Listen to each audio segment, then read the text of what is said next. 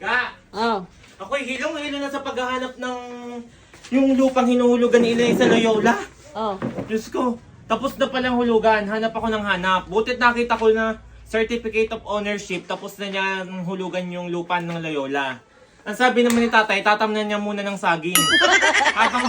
habang malalakas pa kami, yung lupa sa Loyolang maliit na block na gayon, tatamnan niya muna ng saging. Ikaw, gusto mo? Ba hindi? Upahan mo muna yun.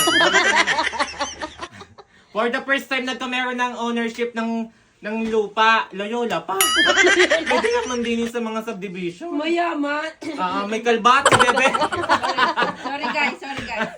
Galing kasi ako sa labas. Maraming dangerous. Oo. A little bit dangerous. Mayaman si ate. Ay, Naka-Loyola Gardens.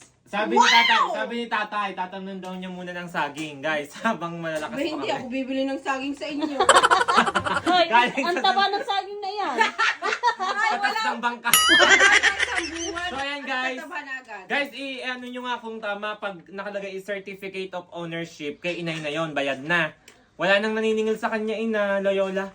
Di bayad na. Bayad na, be. Eh, butit nakita ko. Ba't yan? Yung munang tayo Ano ang ba nakita mahal. yan?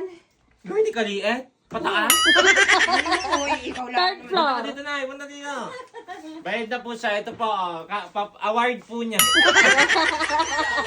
Lulan-lula Ah. sa paghahanap. Pululong lang ako sa paghahanap. Gawa nga ng pag hindi nakita ko, hindi ko alam na may lupa na kami doon. Oh. Eh, ang tagal na niyang sinasabing bayad na daw sa lupa, may binabayaran siyang Loyola, tapos na. Bago ngayon, tapos naga ako doon. Nagmulog ga ako. Butit nakita ko sa mga folder, ngayon, lahat ng mga papeles, itinatago ko na ako nang nagtatago lahat. Ayun, at baka Pati yung mga baptist ko, hindi ko na alam. Butit nakita ko doon. Ano kahit nasulog ni Tia na Yun o, ownership na talagang huli na siya. Bit na may kumuha ka pa ng lupa ni sa ilibingan. Dito sa subdivision. Ano pa na kang pera? Yan ang mura-mura. Ayun daw, bro. Alang, tayuan ng bahay pataas. Diyos ko, itatamnan muna ni tatay ng saging at ng santol.